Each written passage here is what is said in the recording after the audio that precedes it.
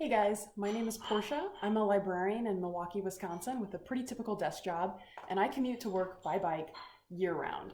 Yep, that's right, even in the Wisconsin winters. So in this video, I'm gonna take you through some of the things that I wear, some pretty exemplary outfits from throughout the year in different seasons, and explain what I wear and why I wear it.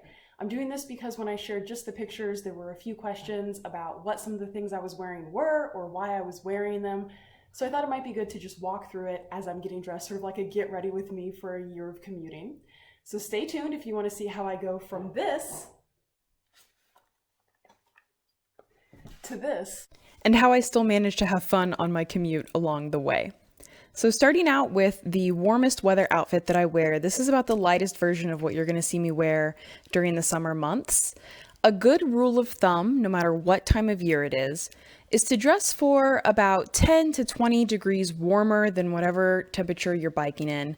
And that's because, of course, your body's going to generate its own heat as you're doing this form of cardiovascular activity. So you want to make sure that you're giving yourself that leeway to not get to work drenched in sweat, or more than you have to be anyway. Now, these are just my old beater Keds. I'm going to say this a few times throughout the video, but it's not important to buy bike specific gear. You don't need to think that you need to go drop hundreds or thousands on bike kit just to start biking to work. I integrate a lot of my regular day life stuff into my commute, just like these Keds. What's important is not that it's a bike shoe, but more that it has a nice firm flat sole. You don't want your foot to bow over the pedal as you pedal, because that'll end up giving you shin splints. So just make sure you've got a nice stable shoe, bike specific or not, and you should be good to go. And the reason I'm pointing at my laces here is because I want to remind you that you tie those laces nice and tight. That way they don't come loose or be too long and get caught in the gears of your bike. Yikes. Again, another example, this is not a bike specific hat. This is a hand-me-down from my mom. It was too small for her head. Fits me great. It doesn't look the most fashionable, but it gets the job done. I love this hat. Wear it anytime it's rainy. And why fix it if it's not broken?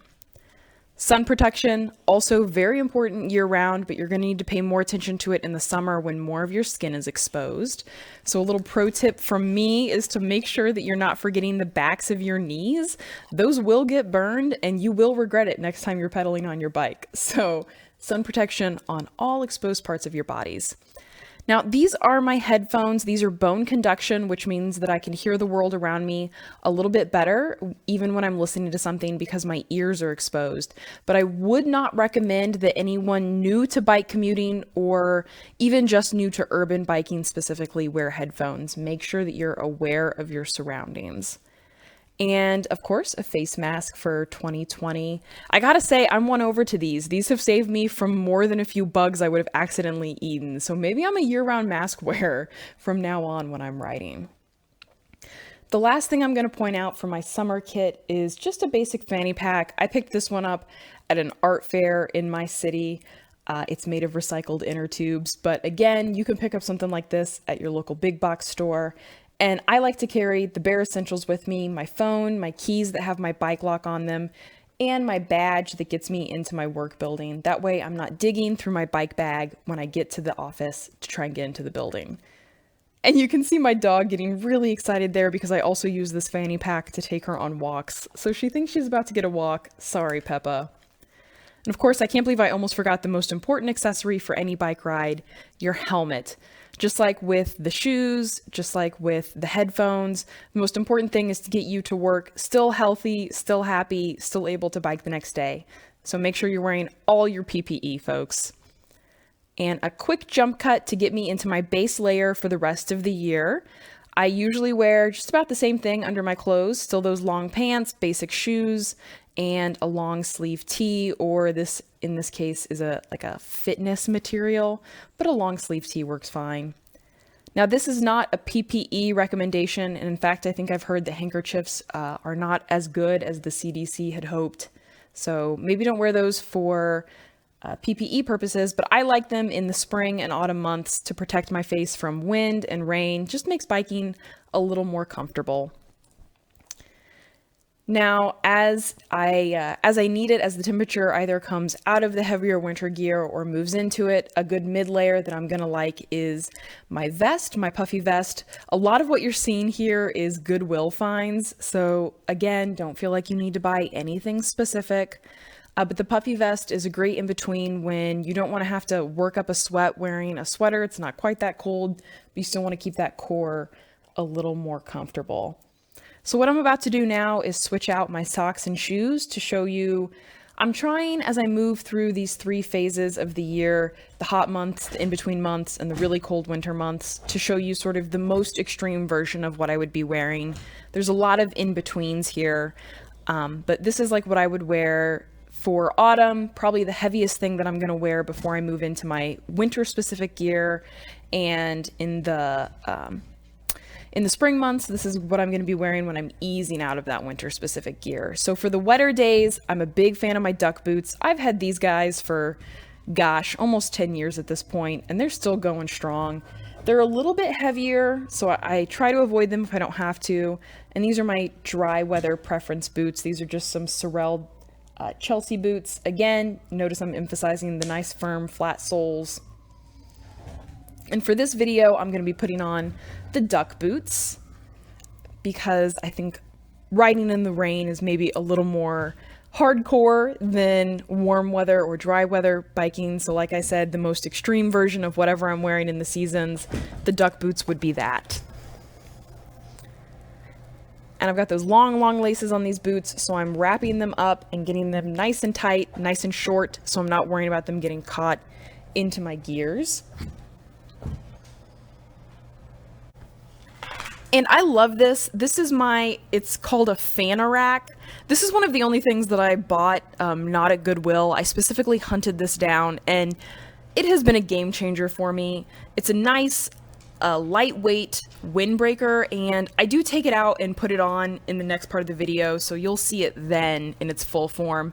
But I like to carry it in the in-between months just in case the temperature changes or the rain conditions change and I do or do not need it.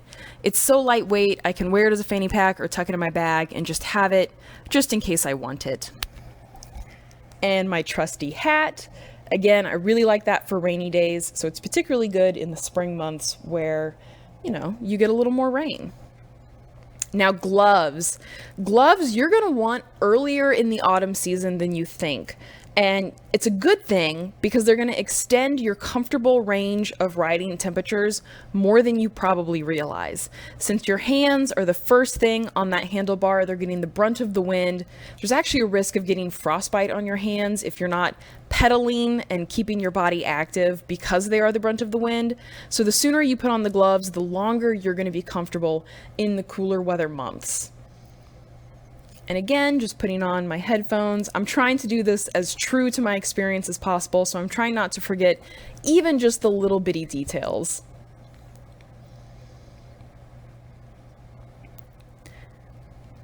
And this is what I'm going to look like when I'm actually on the bike. I've had coworkers very recently, I'm recording this in October, and I've had coworkers tell me that I called out to them and waved to them on my way off of campus and they didn't recognize me because what I look like on my bike is pretty different from what I look like in the office. And I would say that biking has affected the way that I choose to dress for work. I'm fortunate as a cataloger, I don't have to worry about being public facing, but I do still want to look professional. That's a completely different topic though. So here I am, I'm gonna keep the camera on and show you how I transition from my autumnal or spring gear into my winter gear, because it's the same base layer, and I think it's kind of interesting to see the substitutions that I bring in and out. So I'm getting off the lighter base layer, if I can get to it. And I'm gonna switch from this lightweight, like I said, it's almost like a tech gear fabric, into a more, a sweater. And you'll see that in just a second. I can't remember what I put on first as I'm doing this voiceover. There's a lot to get on for the winter gear.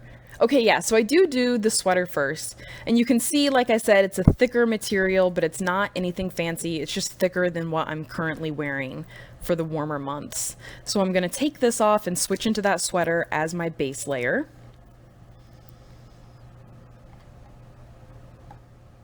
And just for anyone that wears them, that's a pretty decent example of a sports bra that I wear when I bike commute. All right, I've switched into this base layer. You'll see a lot of what I wear in this video is baggy. That is not a biking technique. I just wear baggy clothes. Got some good Carhartt wool socks. I double sock in the winter. I double sock in the late autumn and early spring as well. I experience something called Raynaud's phenomenon, which just means I don't do well with cold temperatures on my extremities. I lose blood flow. I get a little uncomfortable. So I double sock a lot. This is something that you may or may not need to do depending on your body and your tolerance for extreme temperatures. All right, putting the vest back on. I do wear this vest the majority of the year. It's probably one of the best Goodwill finds I've had in recent memory.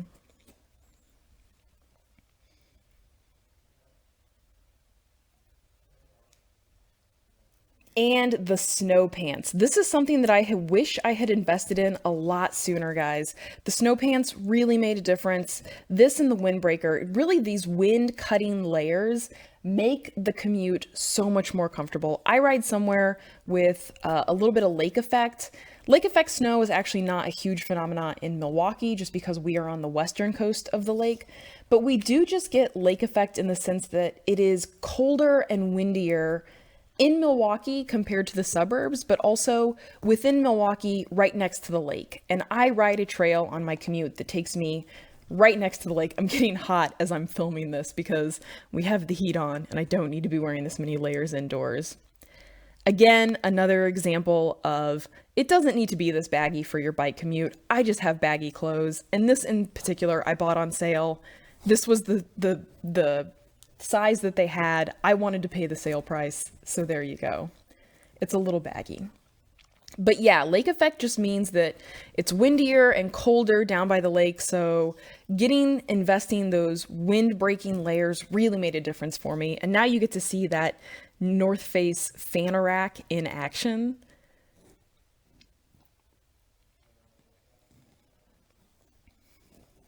I like this too for high vis purposes. It's very bright colors, and I do like to be as visible as possible when I'm biking. Again, I ride the majority of my commute on a trail currently. It used to be entirely urban. Now it's about 70% trail, 30% urban, but still better safe than sorry. And my dog's still very hopeful that we're going for a walk. I did walk her after this, I promise you guys. She just had to be patient. I do like to use this fanny pack. It's kind of like a belt to keep the whole kit close to my body. And again, the fanny pack seems to be what gets her going. I should have put her out of the room for this, I guess. Now, I like to wear my duck boots as far into winter as possible because they're a lighter weight. With 2 pairs of socks, they get me through most of the winter. But on the heaviest duty days, I do pull out my snow boots. These are Columbia, I believe. Yes, they are Columbia brand. I got these from a coworker who didn't need them anymore.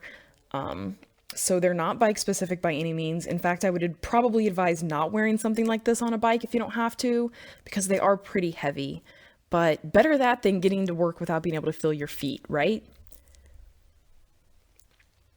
And hopefully I've put this information in the description, I've remembered to, but I bike about 5 miles one way, comes out to be about 30 minutes.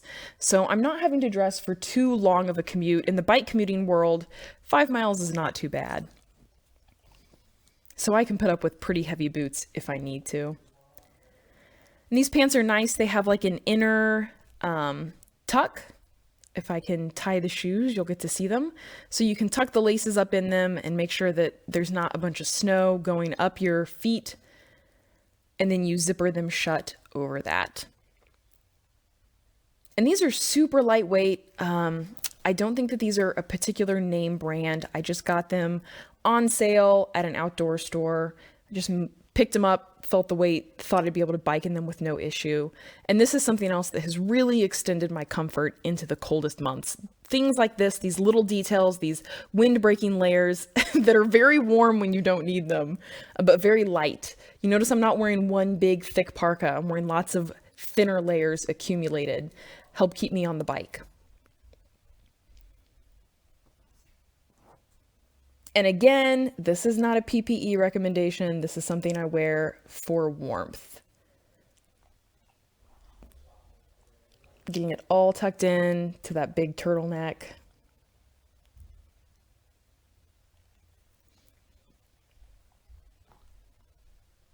And I'm getting a little tired putting all of this on for you guys.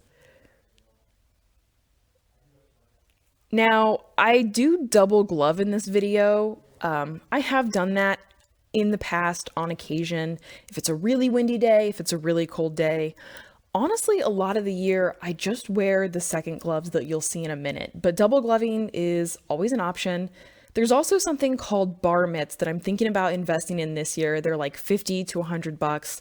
They're like fancy neoprene gloves that go over your entire handlebar. They're supposed to be phenomenal. But again, that's something, biking is just as expensive as you want to make it. And I've gotten by with these heavily mended hand-me-down gloves. These belong to my grandpa, who was a mechanic, and then I got them. And for the 6+ years that I've been an off and on bike commuter, gosh, 10+ actually, they've done me fine. So don't be intimidated to start biking just because you don't have a ton of high-tech fancy winter gear. This is what I've accumulated over years, and a lot of it is not bike specific. Most of it is not bike specific. Now I wear that thinner head cover instead of a big beanie so I can fit my helmet over it. And also I actually end up pulling down the face piece about halfway through my commute most winter days because I just get so stinking warm. You can see I'm having to take my gloves off. I can't get my helmet hooked with the gloves on. I haven't winter commuted in almost an entire year at this point, so I'm a little rusty. This is another thing that, gosh, I wish I had bought so much sooner than I did. This is like a basic $10 ski goggle. I got it online. It's not fancy, but as a glasses wearer, your glasses fog up real bad in the winter, and these get rid of that almost entirely. I like to keep them tucked up on my helmet. They just feel a little snugger. So these are another thing that have really extended the comfortable months of biking for me. And now I'm going to get my gloves back on so you can get the whole picture. You definitely can't tell it's me under there.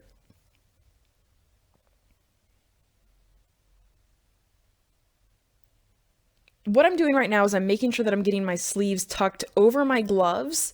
That just helps make sure that the wind or the snow or whatever isn't cutting up into my arms. And that's just a little comfort thing. These little things make all the difference. And this is my winter outfit. You can see I'm trying to make sure I'm in screen. And this is what I look like in the heaviest, coldest Milwaukee biking days. Something, if you're worried about being cold when you go out, do a little cardio before you go out, get your blood pumping, and you'll be good to go. You can see I got my dog all excited. So yeah, this is my winter commute. This is a full year of commuting for me, guys. I hope that you've enjoyed it. I hope that you have found it useful, helpful. If you have any questions, definitely leave them in the comments. If you have any tips of your own as a bike commuter, please definitely leave them down. I'm not an expert. This is knowledge that I've accumulated over years of doing this myself the hard way and friendly advice of strangers online. So I hope that this has helped as your friendly stranger online, and I hope that you're another friendly stranger, you can also help others. And thanks again for watching. Good luck on your bike commute this year, no matter what time of year it is. This was sweaty to film because it's October, so I'm still wearing my rather lightweight autumn gear when I bike. And we have the heat on today. Gotta open a window.